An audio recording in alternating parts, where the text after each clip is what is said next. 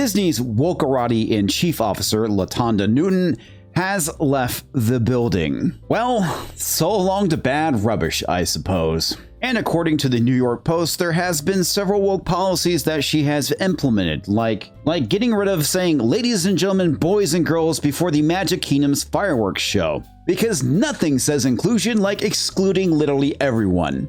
Included in her list of greatest hits is Disney also ditching the fairy godmothers for more inclusive, gender-neutral titles at dress-up boutiques inside the park. Employees who were formerly called fairy godmothers in training are now called the fairy godmothers apprentices. Because nothing screams welcome to the Magic Kingdom, going to a dress shop to buy a dress for your daughter and seeing a dude in a dress welcome you.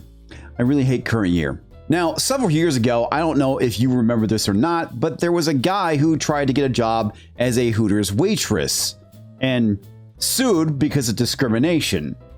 I'm pretty sure he lost that lawsuit. Yep, he did lose. You know, the sad thing is this actually happened multiple times to Hooters. The 2009 one was just the most recent incident. But the funny thing is, nowadays, they would probably hire him.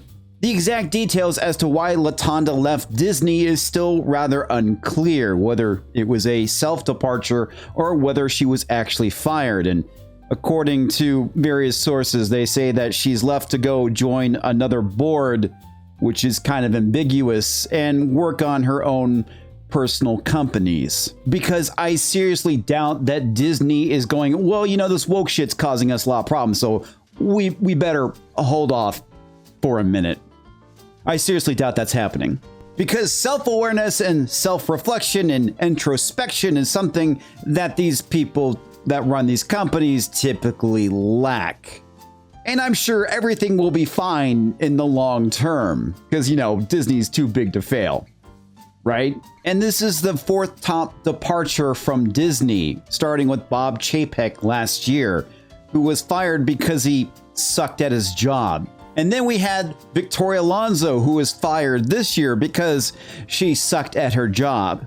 And then there's Kristen McCarthy, who's leaving because she has an ailing husband, and I truly do wish her the best. That is very unfortunate.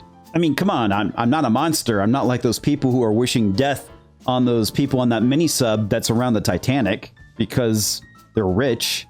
I mean, it's a really shitty thing to do, right? That's awful. And if you're doing that, you should be ashamed of yourself. And then there's Latondra Newton, who is departing because of reasons.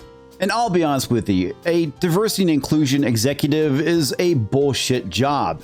And I'm curious to see if Disney actually goes and refills it. These type of positions, they're created when times are good. And right now we're in not so good times because the economy sucks and a lot of people have been laid off from their jobs.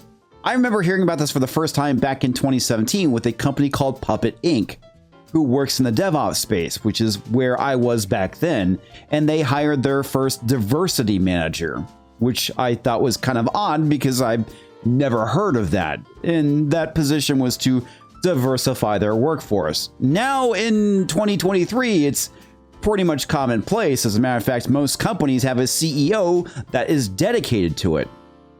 At least for the time being, because it's a bullshit job. But I do find it oddly suspicious that Latondra Newton is basically departing hot off the heels of Victoria Alonso, who has caused a lot of damage to Disney. I don't know if they are related or not. They could be completely separate issues, and she could definitely be leaving for personal reasons rather than being shown the door like Victoria Alonso was. At the end of the day, Disney's not going to change, and we pretty much know that. If they do change, they're basically going to be the last company to do so. So I don't see this as being any kind of victory in the culture war when it comes to our entertainment, because the damage is done and I don't see it getting undone anytime soon. Remember, folks, it has taken us years to get to this point, and it's going to take us years to get out of it. Well, in other news, Secret Invasion came out, and I did a video reviewing the first episode. You should go and check that out. It sucked. The show, not my review. I'll catch you next time, folks.